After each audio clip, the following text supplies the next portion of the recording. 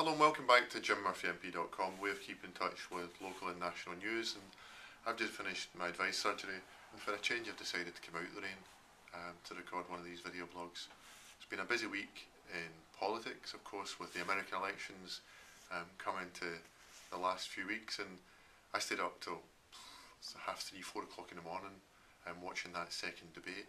And Obama seemed alive, he seemed eager, he seemed interested, but Romney's much better than what people had expected, anticipated, or were willing to give him credit for.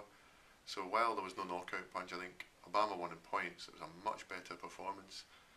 Maybe tightened the race again after Romney taking a slight lead, and arguably for the first time, and certainly in living memory, that the third of these debates will in any way matter come the outcome of the election, because usually by debate 3 the thing is a done deal and someone's so far ahead. But obviously as someone who would rather Obama won, it's becoming increasingly nervous. But of course, before I get in any trouble, that's an issue of the American public and not for me to decide who they should vote for.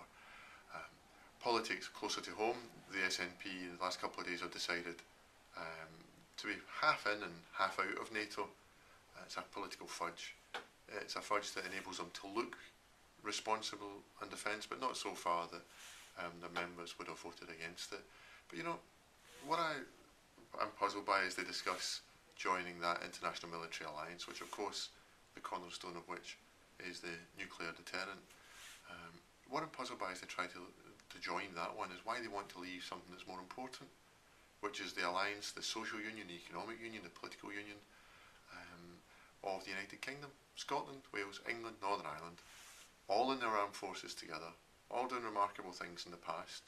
Part of it enables to maintain shipbuilding in the Clyde and Rosyth. That would be sunk if Scotland became independent. No one seriously doubts that. So while they can huff and puff about NATO, they still haven't come up with proper answers as to why they want to leave another alliance, which is, as I say, social, economic, political, but also military.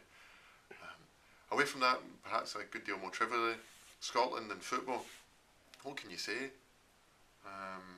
I think it's too much to blame just the manager, and I don't know what will happen to the manager.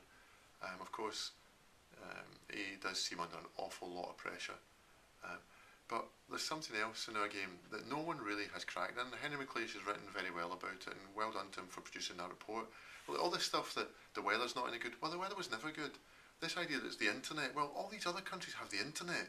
So look, let's have a proper understanding of what's wrong with our football. I, for one, don't fully know. I, for one, have to do an awful lot more thinking about it myself. I go to the football every week. I either go and watch Celtic with my season ticket, I go and see Arthurlie and Barrhead when I can.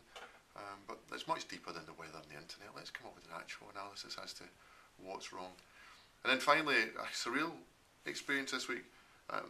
Someone tweeted me after and said he thought there'd been a gap in the space-time continuum after watching it. But George Galloway and I were on the politics show debating the price of popcorn at the pictures. George has got a campaign, and George has got a campaign about popcorn at the cinema.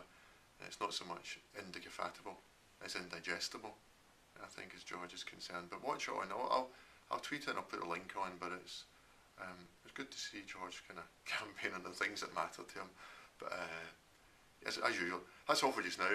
Ending on a surreal note. That's all for just now. Get in touch in the usual way. Twitter, Facebook, email.